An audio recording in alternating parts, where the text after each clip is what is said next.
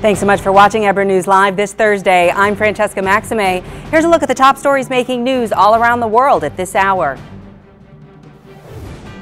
A big cat takes a woman's life in California at a cat haven farm. It turns into a nightmare as this lion kills a woman who had stepped right into its cage. The man accused of murdering a young couple and their baby in New York City has turned himself in. We'll tell you what he said to police in Pennsylvania. Well, this is Shark Week for real, as thousands of sharks make swimming nearly impossible off the Florida coast, and they're making their way up north.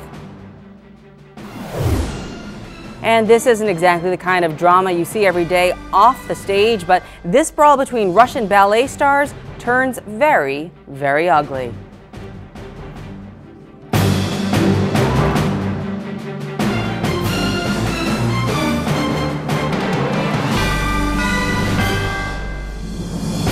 Well, a male African lion killed a volunteer Wednesday at a private animal park in Central California. That's where the cat had been raised since it was a cub. According to officials at the Cat Haven, the site of the lion attack, the victim was killed after entering the lion's enclosure. Diana Hansen, a 24-year-old Seattle woman, was killed when she was mauled by a 5-year-old, 350-pound African lion inside its cage at Cat Haven Wild Sanctuary. The facility, which is near Fresno in the Sierra Nevada foothills, is licensed by the California Department of Fish and Wildlife. The sanctuary did not release details of why Hansen was in the lion's cage, but said it would investigate whether safety protocols were followed. The park is normally closed on Wednesdays, and only one other worker was said to have been there when the mauling occurred. When my deputies arrived on scene, the victim was still in the enclosure. They dispatched a male African lion, and the worker was found to be deceased. The lion, a 4-year-old male named Couscous, has been raised at Cat Haven since it was 8 weeks old. Since the property opened in 1993, it has housed numerous big cats, including tigers, leopards, and other exotic species. A sheriff's deputy shot and killed the lion following the attack. This is according to the California Fish and Wildlife. We will have our autopsy people, our wildlife forensics lab, look at the animal and determine if the animal did in fact attack the subject, and then we'll have our findings. And we've worked closely with the homicide detectives and or detectives running the case. The facility has housed Bengal tigers, Siberian inks, caracals, jaguars, and leopards of various types, as well as bobcats native to the area. All right, well, from big cats to sharks now, swimmers at Florida's Palm Beach have been kept out of the water several days this week as thousands of sharks have been spotted in shallow waters close to the shoreline. The huge shoal of sharks, which has been shutting down beaches in Florida, is migrating right up the east coast to North Carolina. Tens of thousands of predators, mostly blacktip and spinner sharks, are moving north for their annual migration. Researchers say they've counted about 15,000 in all. People really need to heed these warnings because thank God it is a public beach and they have lifeguards and they have these warnings. So sharks are not to be reckoned with. So we don't have a sandbar. A lot of times when we have a sandbar, the sharks stay off shore a little further, about 50 to 100 yards. Well, experts say the sharks usually migrate earlier in the year during the winter time. This year, the migration is about a month later than expected. Local lifeguards were worried about keeping beachgoers out of the water as the peak of the spring break holidays is underway. Well, the man who killed 3 people in a hit-and-run accident last weekend in Brooklyn has turned himself in to New York police in Pennsylvania. A New York City man with a lengthy criminal record surrendered to police on Wednesday, ending a manhunt for the driver who fled the scene of a deadly hit-and-run crash. The 44-year-old Brooklyn man earlier killed a young couple. Their unborn child was later delivered by C-section, but then also died.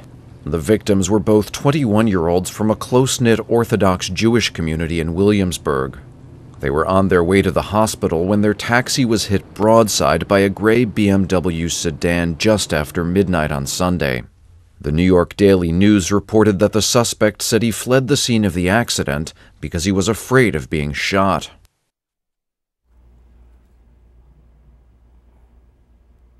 All right, well, from New York City to Iraq now, too much money poured in, too few results. That, the conclusion of one expert on how the U.S. has handled Iraq 10 years after entering the country. Despite spending $60 billion in taxpayer funds for development, the country is still unstable and unbroken. In his final report to Congress, that report from Stuart Bowen, the Special Inspector General for Iraq Reconstruction. He says the U.S. strategy to rebuild Iraq's water and electricity systems, to provide health care, food, and governance for its people, and to take care of those who were forced from their homes in the fighting has not really been effective. But ultimately, this is a project that cost 3 times as much as expected, over $100 million. In U.S. taxpayer. In U.S. taxpayer dollars, and serves a third of the people targeted. They'll never do anything with it. It's just essentially today a pile of rubble, unfinished buildings. $40 million in taxpayer money. Wasted, completely wasted.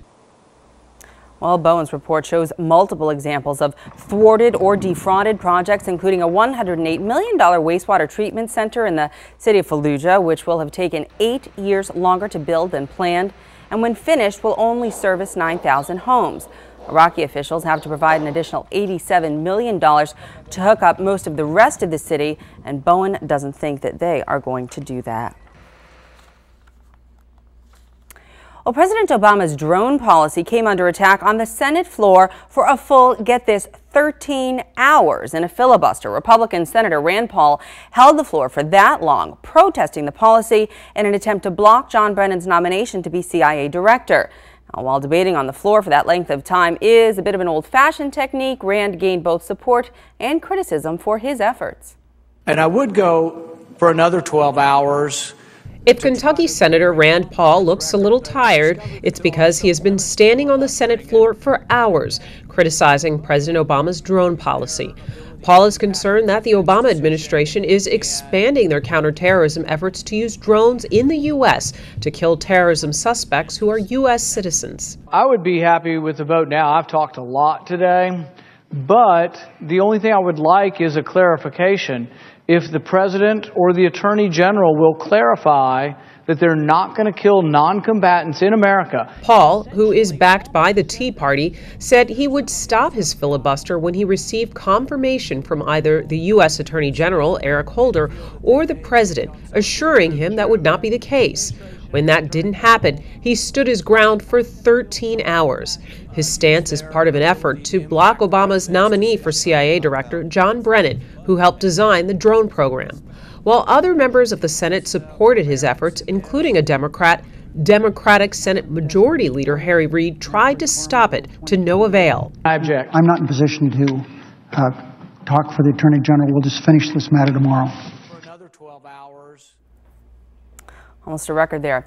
Well, the UN Security Council has voted unanimously for tough new sanctions to punish North Korea for its latest nuclear test. It is a move that sparked a furious Pyongyang to threaten a nuclear strike against the U.S. Taken together, these sanctions will bite, and bite hard. They increase North Korea's isolation and raise the cost to North Korea's leaders of defying the international community. The entire world stands united in our commitment to the denuclearization of the Korean Peninsula and in our demand that North Korea comply with its international obligations. If it does not, then the Security Council committed today in this resolution to take further significant measures if there is another nuclear test or missile launch. Well, them be fighting words, right? Today's vote by the UN's most powerful body on a resolution drafted by North Korea's closest ally, China, and the United States, sends a powerful message to North Korea that the international community condemns its ballistic missile and nuclear tests and its repeated violation of Security Council resolutions. The new sanctions are aimed at making it more difficult for North Korea to finance and obtain material for its weapons programs. Well, to Venezuela now, where throughout the night, thousands of Venezuelans paid their respects to the late President Hugo Chavez. Late into the night, a somber procession of thousands filed past the glass-topped coffin of President Hugo Chavez. Ending one of Latin America's most remarkable populist rules, Chavez died on Tuesday at age 58 after a 2-year battle with cancer. You will last forever, my comandante. I love you and you will be in all of our hearts, my president. Onward, my president, for all of Latin America. Chavez's folksy charisma and anti-Western, pro-poor policies won him the support of many. He led Venezuela for 14 years and made deep changes in the OPEC nation, starting with changes to the constitution. This woman said that the constitutional changes are particularly important to the country's indigenous population. For that, she said, she will always be thankful to Chavez. Chavez's opponents, however, criticized him for harsh crackdowns on his political opponents and anti-Jewish rhetoric. The government declared 7 days of mourning. Authorities said a new election would be called within 30 days. Well, on to Syria now, where a senior member of the Syrian opposition says the 21 United Nations peacekeepers from the Golan Heights currently being held hostage by Syrian rebels will soon be released. A spokesman for an opposition umbrella group says the peacekeepers, who are Filipino, would be freed because they are not involved in any military action or any military operations. The peacekeepers were detained Wednesday in the increasingly volatile zone separating Israeli and Syrian troops on the Golan Heights. So it's very important for even these people, I mean the United Nations employees, should be ready to meet such people and have their question to explain their situation, that we are here for peace, we are helping the people for peace, and they have to convince the people they are not spies or agents for the Syrian regime. Meanwhile, in Brussels, the chief of staff of the rebel army in Syria renewed his call for arms and ammunition from the international community. But opposition groups dismiss claims that weapons may end up in the hands of people affiliated with extremists. Well, on to Europe now, where Greece's jobless rate fell in December for the very first time since a crippling recession began 5 years ago. It was helped by a bailout deal that propped up companies' willingness to hire in the short term. The Greek unemployment rate dropped slightly to 26.4%, the first fall since 2008, while hundreds of jobless Greeks queued in the rain for free meat, handed out every year as part of an Easter holiday tradition before Lent. The jobless rate was still the highest in the euro area for that month, though, and is more than twice the bloc's average of 11.8%, as the austerity-fueled recession continued to take its toll on the labor market. Every year, the Athens Butchers Association provides the free meat on Ash Thursday for a large barbecue in one of the capital's central squares, and about 1,500 kilos of meat, a third more of what was used for the event in 2012, were grilled. Unemployment among the youth there remains at approximately 50%. Well, to Italy now, a Milan court has convicted former Italian Premier Silvio Berlusconi of breach of confidentiality for the illegal publication of wiretapped conversations related to a failed bank takeover in a newspaper owned by his media empire. The court sentenced him to 1 year in jail. In Italy, it is rare for anybody to actually be put behind bars pending a possible appeal, except in the case of very serious crimes like murder, for instance. Berlusconi's brother, Paolo, was convicted of the same charge and sentenced to 2 years and 3 months. He's the publisher of the paper that published that transcript. Now, Silvio Berlusconi's defense team had accused the court of seeking a speedy verdict for political impact. Still, the verdict doesn't directly affect his eligibility to participate in a new government because Italy, despite several attempts to pass such legislation, has no law banning people convicted of minor crimes from Parliament. Well, this time, they didn't leave the drama on the stage. The star dancer accused of masterminding the attack on the Bolshoi ballet chief has acknowledged that he did give the go-ahead for an attack. But he told a Moscow court that he did not order anyone to throw acid on the artistic director's face. The judge, however, refused to release Bolshoi soloist Pavel Drimichenko on bail and ordered him held until at least April while the investigation continued. Ballet chief Sergei Filin's face and his eyes were suffered burns and severe burns in the January attack, which exposed a culture of deep intrigue and infighting at the famed theater. Dmytrenko said that he had complained about the ballet chief to an acquaintance who then offered to beat him up. He said he had never intended for the attack to cause any bodily harm, though. Moscow police say the dancer paid about $1,600 to the man accused of throwing the jar of acid in his face when he was going home from work. Well, vote counting in Kenya slows to a crawl, leaving the nation's presidential election there in limbo. Electronic tallying has apparently broken down, and votes are now being counted by hand. Kenya's Election Commission accepted responsibility on Wednesday for the failure of that electronic vote counting system. However, the commission's chairman assured Kenyans that there is nothing to suggest the voting results are in any way tainted. I also want to emphasize that this fact that we have now abandoned the electronic vote transmission does not in any way mean that the integrity of the results which are being announced are compromised. The electronic vote transmission was never intended to replace or to substitute the actual tallying of forms which are signed by the returning officer and the agents at the constituency. Officials began transporting the tally sheets from voting locations to the capital to begin that manual vote count. The country's first since its 2007 election led to massive tribal violence that killed more than 1,000 people. The breakdown of the electronic vote system means that less than half of preliminary results have been released, and those show Prime Minister Uhuru Kenyatta with a slight lead over Deputy Prime Minister Raila Odinga, the top two contenders. Kenyatta's running mate, William Ruto, publicly called for the commission to speed things up. This is an exercise that Kenyans have been waiting for patiently. We want to state that the Jubilee Coalition supports the IEBC in releasing these official results.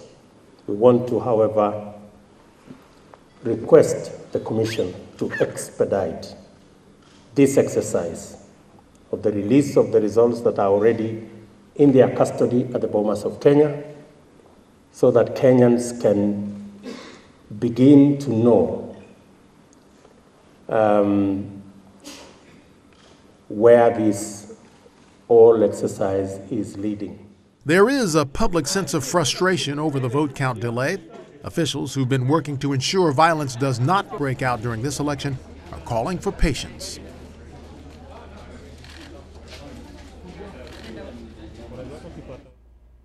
Well, on to Israel now, where the country narrowly escapes a plague of biblical proportions. Swarms of locusts descended on the area from Egypt this week, covering about 2,000 acres. Take a look at that. The government sent out planes to spray pesticides over agricultural fields to prevent damage.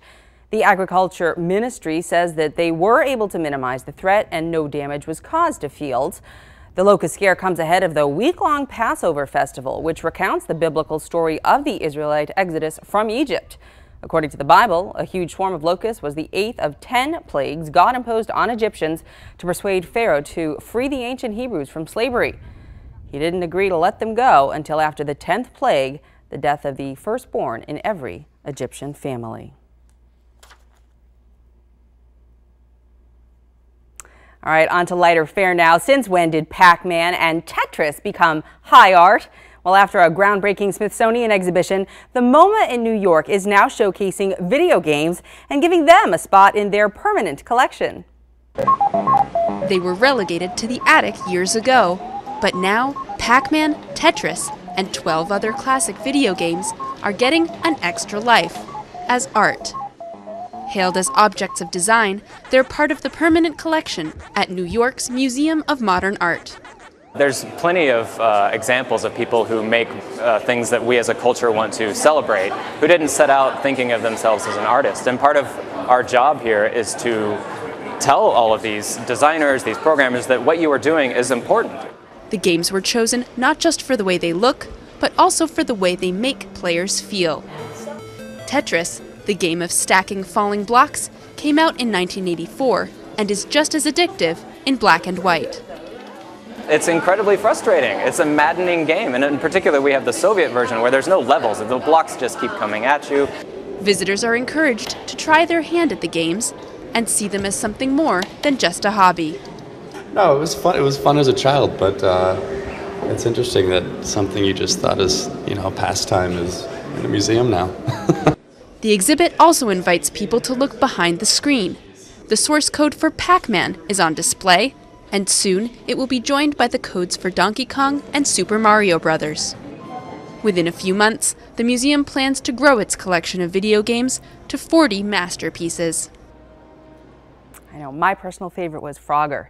All right, well, on with artist Ramiro Gomez in Los Angeles. He wants wealthy Los Angeles residents to take notice of the armies of Latino workers, gardeners, nannies, and maids who labor to maintain their lifestyle. His lifestyle, cardboard cutouts installed in public spaces, make the invisible visible amidst fierce political debate over immigration reform.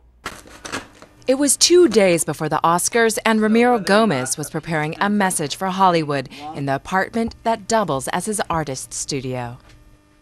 Then he hit the streets. He often drives this stretch of LA during his day job as a nanny, and while he babysits, he's scouting out the next spot to install his artwork. Driving around is definitely part of my artistic process because of the fact that a lot of locations are so spread out. Today, his target is Sunset Boulevard in the heart of Beverly Hills. Gomez says most Americans don't see the armies of workers, usually Latino, who labor to keep them comfortable. So he puts his figures where they can't be missed. Site-specific, life-size, and disposable like the cardboard they're made of.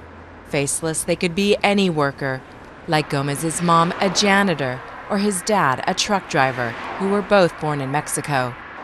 Or even Gomez himself. When I'm creating these pieces, a lot of them are based on my own experience working as a babysitter. Nobody's going to give me an award for raising the best child at the park.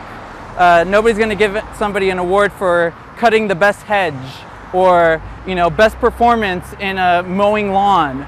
It's very interesting to me because in Hollywood, this industry creates these awards for themselves. Somebody else's interpretation of my work. 26-year-old Gomez's art is coming of age in a time of change. His cutouts may be fragile and temporary, but their effect ricochets online through social media. This is work that gets rained on, pulled out, thrown in garbage cans, but in that moment it's making something visible that people don't see otherwise. So my drawing was intended and it's a visual cue for the immigration debate. In Washington, D.C. on a visit, he had another message to deliver. A child on top of the shoulders of his father. People are outside looking in at a certain point, but eventually things change. And I believe in that.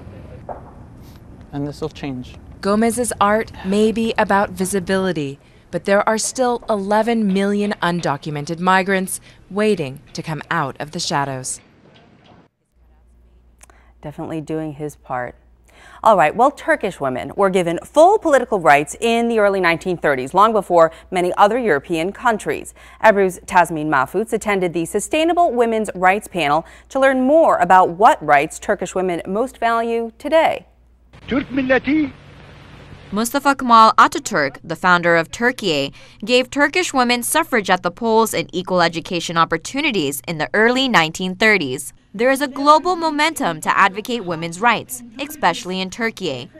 Female Turkish leaders are here in New York to inform and inspire the American community. Even though I live in America, I should know about my country's women's rights also. The women's platform of the Journalists and Writers Foundation organized the Sustainable Women's Rights Panel. Over 100 people attended the event, including women from Norway, Switzerland, and India. Guldak Aksit is the head of the largest political civil society group for women. The organization has over 3.5 million members. She says all women are connected and need to work together to combat violence. Whether in Turkey, in the United States, or Europe, or any other part of the world, they go through the same problems. We come together to share these problems and to find solutions. contributions.